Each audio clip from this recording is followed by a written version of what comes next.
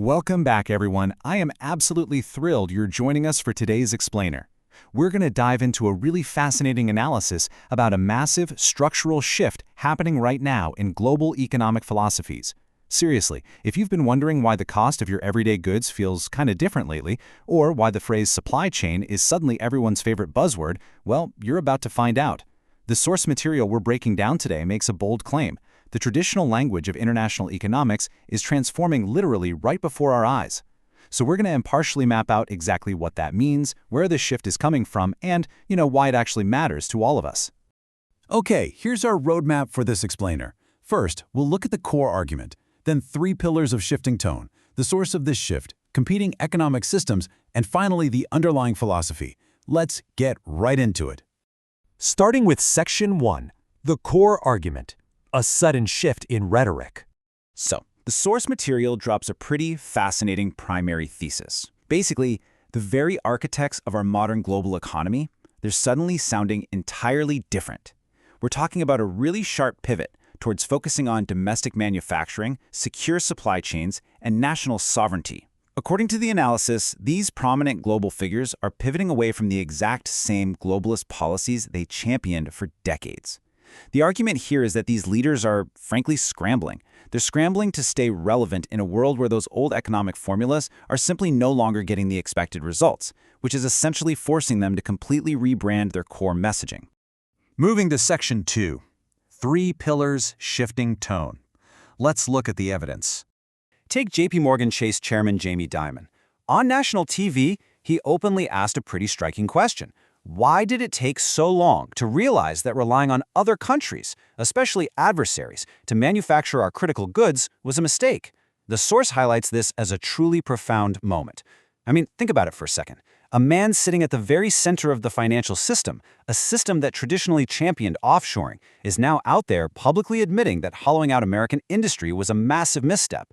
A misstep that, as he points out, probably should have been recognized like 15 years ago. Next up, we have former central banker Mark Carney, who is recently pitching a Canada Strong agenda at the New York Economic Club. He's out there using phrases like strategic autonomy and actively calling for a massive $1 trillion investment in domestic infrastructure and energy.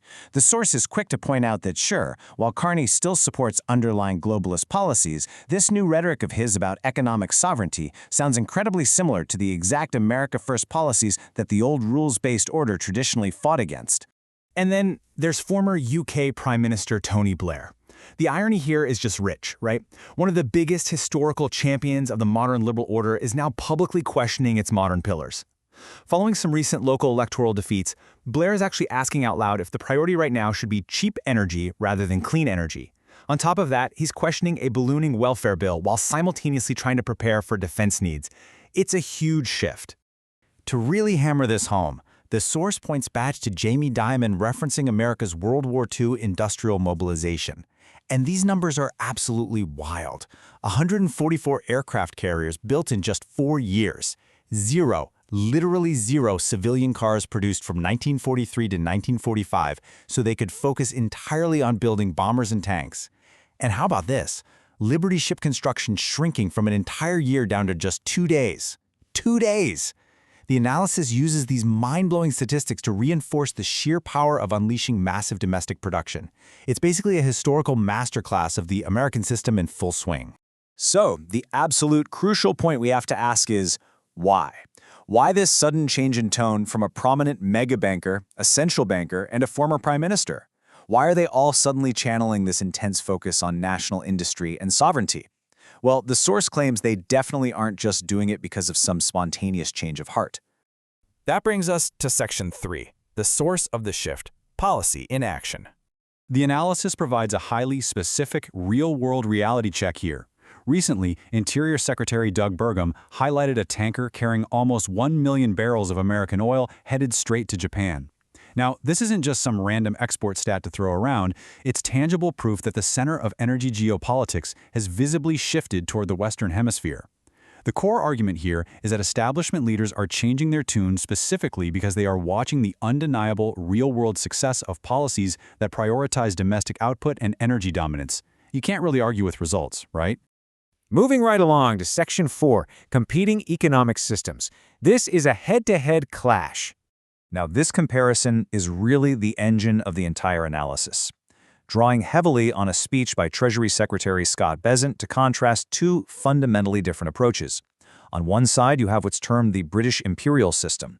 This approach heavily relies on the invisible hand of free trade. It just assumes supply chains will work seamlessly, and it measures your prosperity by how cheap your goods are at the checkout counter, even if that means offshoring tons of jobs. But on the other side, you have the American system, which completely rejects the comfort of those old formulas. It measures the nation's health totally differently, not by consumption, but by actual production at the factory gate, the resilience of the economy, and the ironclad security of those supply chains. And that leads us to Section 5, the underlying philosophy: power through production. The source material highlights a really profound quote from Treasury Secretary Bessent here. He says, "For manufacturing is more than output on a balance sheet. It is a reservoir of practical capability. Productive capacity is power." The underlying argument they're making is that true national sovereignty isn't just some financial metric you can track on a spreadsheet. No, it's about having domestic engineers, welders, tool and die makers, and robust functioning logistics networks. You simply cannot outsource your practical, real-world capabilities and realistically expect to remain a secure, strong republic. And this brings us right to the foundational principle that is actively replacing the old rules-based global order: the productive powers of labor. Rooted in Hamiltonian economic theory, it basically argues that you measure an economy's true health by its physical ability to transform nature and build real-world capabilities, not, just by watching stock market indices bounce up and down all day.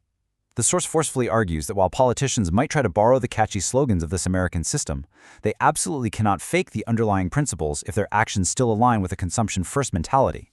Which leaves us with this final, super vital question to ponder. As the source material so clearly demonstrates, political rhetoric is decisively shifting away from globalization and consumption and heavily toward national sovereignty and actual production. So, if these leaders are indeed responding to a permanent shift in global economic gravity, how are global supply chains going to fundamentally transform in the coming decade? Are we about to see a complete, top-to-bottom restructuring of where and how the world builds its most critical assets? It's a lot to think about. Thank you so much for joining me to unpack this fascinating explainer. Keep thinking critically, and I'll catch you guys next time.